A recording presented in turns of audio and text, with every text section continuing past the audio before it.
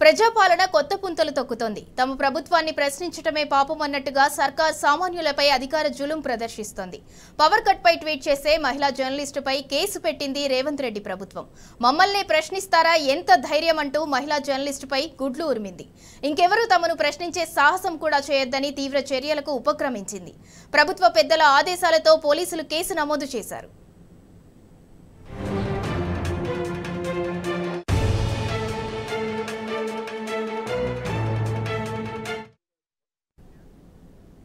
రేవతిపై case నమోదు చేయడం, current కష్టాలపై మరింత సమాచారాన్ని మా ప్రతినిధి లివిల్ రెడ్డి అందిస్తారు. లివిల్ రెడ్డి, చెప్పండి. అంటే కరెంటు కట్ అవుతుంది అనేసి ట్విట్టర్లో పోస్ట్ చేసిన వారినేమో ఒక పక్క బెదిరిస్తున్నారు, అండ్ అలాగే ప్రశ్నించిన జర్నలిస్ట్ పైన కేసులు పెడుతున్నారు. దీన్ని ఎలా చూడాలి? ఇవాళ ఏదైతే రాష్ట్రంలో కాంగ్రెస్ ప్రభుత్వం వచ్చి 6 నెలలు అవుతుంది, 6 నెలల్లో కూడా కరెంటు సక్రమంగా ఇవ్వలేకపోతున్నారని చెప్పేసి కూడా రాష్ట్ర వ్యాప్తంగా ప్రజలు ప్రశ్నిస్తున్నారు. ఏదైతే గతంలో కరెంటు పోతే వార్త, ఇప్పుడు కరెంటు ఉంటే వార్త అన్న చందంగా కాంగ్రెస్ ప్రభుత్వం తీరు తయారైంది. ఈ నేపథ్యంలో ప్రజాపాలనలో ప్రశ్నిస్తే కేసులు పెట్టే విధంగా ఇవాళ పోలీసులు తీరుందని చెప్పేసి కూడా ఇవాళ సామాన్యులంతా మండిపడుతున్న పరిస్థితి కనిపిస్తుంది. అంతేకాకుండా ఇవాళ రాష్ట్రంలో ఎక్కడ చూసినా ఏడాపేడా కరెంటు కోతలతో తీవ్ర ఇబ్బందులు, తీవ్ర ఇక్కట్లు ఎదుర్కొంటున్నారు రాష్ట్ర ప్రజలు. అయితే కరెంటు వస్తలేదని చెప్పేసి కనీసం అధికారులకు చెప్దామంటే కూడా పట్టించుకోని స్థితిలో ఇవాళ విద్యుత్ శాఖ అధికారులు ఉన్నారని చెప్పేసి కూడా తీవ్ర స్థాయిలో ప్రజలంతా మండిపడుతున్నారు. అయితే ఏదైతే ఇవాళ ట్విట్టర్లో కూడా వారికి సంబంధించిన అకౌంట్ ఉంది, ట్విట్టర్లో కూడా వారికి సంబంధించిన ఫిర్యాదులు స్వీకరిస్తారు. ఈ నేపథ్యంలోనే చాలా చోట్లలో కూడా కరెంటు పోతే కనీసం పట్టించుకోవటం లేదని చెప్పేసి స్కాడా ఉంది, స్కాడా కాకుండా కాల్ సెంటర్ ఉంది, కాల్ సెంటర్ కాకుండా ఫ్యూజ్ ఆఫ్ కాల్ ఉంది. ఇవన్నింటికి చేస్తే కూడా స్పందించకపోవడంతో ఇబ్బందులకు గురై, ఇక్కట్లకు గురై చివరికి ట్విట్టర్ వేదికగా కరెంటు కోతలపై అడిగినట్లయితే, కరెంటు కోతలపై ఫిర్యాదు చేస్తే వారికి ఆ వేధింపులకు గురవుతున్నారు, వేధిస్తున్నారని చెప్పేసి కూడా తీవ్ర స్థాయిలో ఇవాళ ప్రజలంతా మండిపడుతున్నారు. ప్రత్యేకంగా నగరానికి వచ్చేసరికి కరెంటు కోతలతో తీవ్రంగా అల్లాడుతున్న పరిస్థితి ప్రజలది కనిపిస్తుంది. ఇవాళ చినుకు పడితే చాలు చీకటయ్యే చందంగా ఇవాళ కాంగ్రెస్ ప్రభుత్వంలో కరెంటు పరిస్థితి ఉంది. కరెంట్లో కోతలతో తీవ్రంగా ఇబ్బందులు పడుతున్న ప్రజానికాని బాధలు వర్ణాతీతం.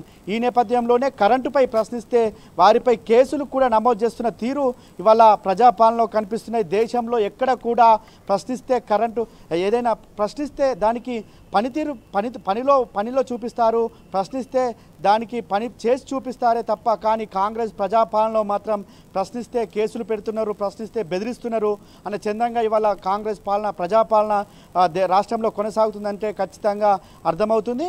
ఇవాళ ఏదైతే కరెంటు 7 గంటలుగా ఎల్బీ నగర్లో కరెంటు పోయిందని చెప్పేసి ఒక మహిళ ట్విట్టర్ వేదికగా, అంతేకాకుండా ట్విట్టర్ వేదిక కంటే ముందు అనేక సార్లు విద్యుత్ అధికారులకు కావచ్చు, అటు ఫీజ్ ఆఫ్ కాల్ కావచ్చు, ఇటు స్కాడాకు సంబంధించిన కాల్ సెంటర్కు ఫోన్ చేస్తే కనీసం పట్టించుకోలేదు.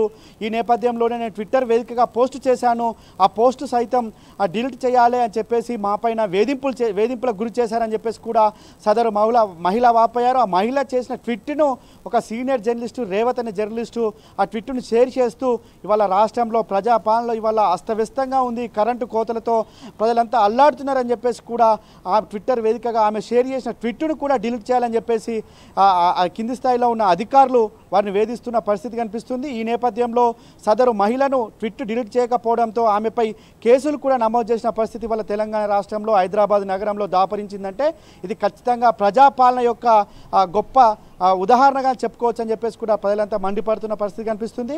ఏదైతే సీనియర్ జర్నలిస్టు రేవతి పైన కేసు నమోదు చేయడం కావచ్చు, ఏదైతే సదరు మహిళ పైన కూడా ఏదైతే విద్యుత్ అధికారులు వేధింపులకు గురి చేశారో వారికి అండగా బీఆర్ఎస్ పార్టీ ఉంటుందని చెప్పేసి వర్కింగ్ ప్రెసిడెంట్ కేటీఆర్ సైతం ట్వీట్ చేశారు.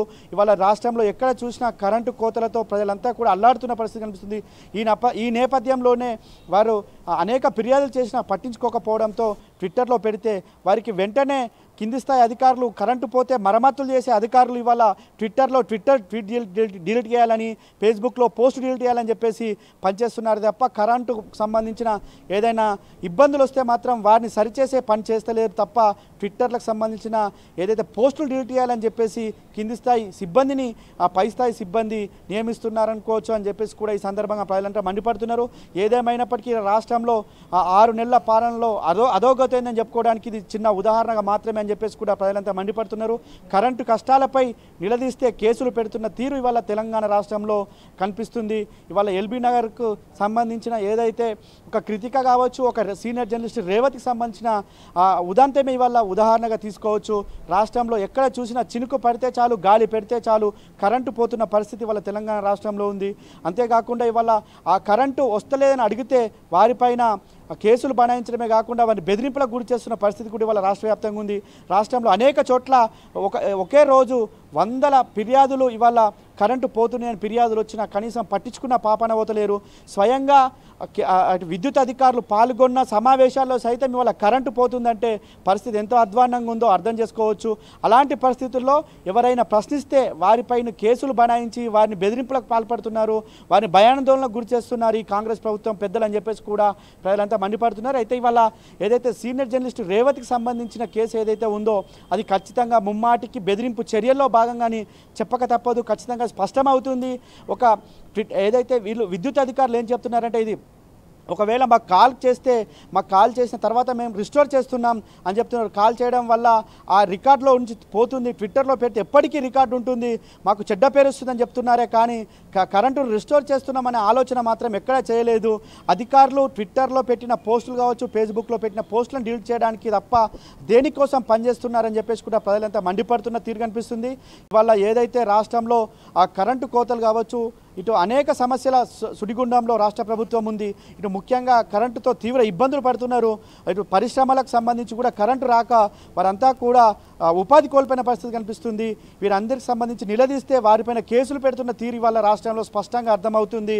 కరెంటు ఎందుకు మీరు ఇవ్వలేకపోతున్నారు, ఎందుకు మీరు కరెంటును నిరంతరం సరఫరా చేయలేకపోతున్నారు, ఎందుకు నాణ్యమైన విద్యుత్ సరఫరా చేయలేకపోతున్నారు అని అడిగితే వారిపైన కేసులు పెట్టిన తీరు వల్ల కాంగ్రెస్ ప్రభుత్వం మరోసారి బట్టలైంది. ఇవాళ ఏదైతే ప్రభుత్వంలోని పెద్దల ఒత్తిడితోనే ఇవాళ ఏదైతే ఎల్బీ నగర్ సంబంధించిన కృతిక కావచ్చు, ఇటు సీనియర్ జర్నలిస్ట్ రేవతి పైన కేసులు నమోదని చెప్పేసి కూడా స్పష్టంగా అర్థమవుతుంది. ఇటు విద్యుత్ అధికారులు సైతం మాకు ఆ ట్విట్ను డిలీట్ చేయాలని చెప్పేసి మాకు ఆ ఒత్తిడి ఉన్నది, ఆ ట్విట్ను డిలీట్ చేసేదాకా కూడా మా పైన మరింత ఒత్తిడి పెరుగుతుంది కాబట్టి మేము ట్విట్ను డిలీట్ చేయమని అడిగాము, డిలీట్ చేయకపోవడంతోనే మా కేసులు పెట్టాలని చెప్పేసి కూడా పై అధికారులు ఆదేశించారని చెప్పేసి కూడా కింది స్థాయి అధికారులు చెప్తున్నారు.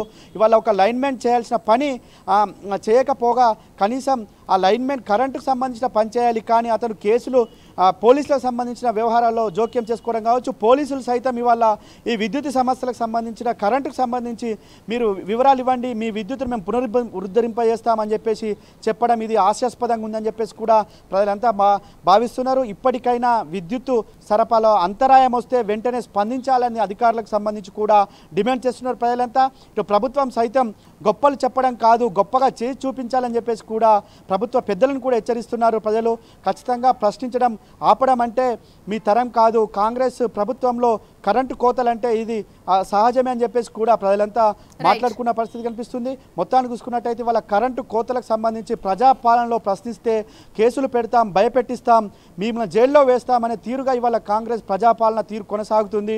ఇప్పటికైనా ఇటు విద్యుత్ శాఖ అధికారులు కావచ్చు, విద్యుత్ శాఖ మంత్రి కావచ్చు, ముఖ్యమంత్రి కావచ్చు ఆలోచించి నాణ్యమైన కరెంటు సరఫరా చేస్తే మిమ్మల్ని ప్రశ్నించే నాదుడే ఉండడు, ఎందుకు ప్రశ్నిస్తారని చెప్పేసి కూడా ఇలా ప్రజలంతా చర్చించుకున్న పరిస్థితి కనిపిస్తుంది. ఏదేమైనప్పటికీ వాళ్ళ రేవంత్ రెడ్డి కావచ్చు, విద్యుత్ శాఖ మంత్రి బట్టి విక్రమార్క కావచ్చు ఖచ్చితంగా రాష్ట్రంలో కరెంటు కోతలు లేకుండా చేయాల్సిన బాధ్యత ఉంది. ఖచ్చితంగా కరెంటు పోతే నిలదీస్తారు, నిలదీసిన దానికి ఆన్సర్ ఇచ్చుకోవడమే కాదు కరెంటు కూడా సరఫరా చేసి చూపించాలని చెప్పేసి కూడా ప్రజలంతా అంటున్నారు. ఖచ్చితంగా ఇవాళ ఏదైతే సీనియర్ జర్నలిస్టు రేవతి పైన కావచ్చు, అటు కృతిక పైన ఏదైతే పోలీసులు పెట్టిన కేసుకు అండగా ఇవాళ బీఆర్ఎస్ వర్కింగ్ ప్రెసిడెంట్ కేటీఆర్ సైతం ట్వీట్ చేశారు, మేము అండగా ఉంటామని చెప్పారు. ఇలా ఇది ప్రజాపాలన కాదు, భయభ్రాంతుల పాలన కొనసాగుతుందని చెప్పేసి కూడా ఈ సందర్భంగా రేవంత్ రెడ్డికి సంబంధించి కావచ్చు, ఇటు బట్టి విక్రమార్కకు సంబంధించి కూడా బీఆర్ఎస్ వర్కింగ్ ప్రెసిడెంట్ ట్విట్టర్ వేదికగా స్పందించిన తీరు మనకి ఇవాళ కొంత బలాన్ని చేకూర్చే విధంగా ఉంది. ఖచ్చితంగా కరెంటు పోతే దాడులు కాదు, కరెంటు పోతే తీసుకొచ్చి కరెంటు సరఫరా చేసి మీరు పాలన శభాష్ అనిపించుకోవాలి, కానీ ప్రశ్నించిన వారిపై దాడులు చేయడం హేమమైన చర్యగా భావించాలని చెప్పేసి కూడా ప్రజలంతా చెప్తున్న పరిస్థితి కనిపిస్తుంది.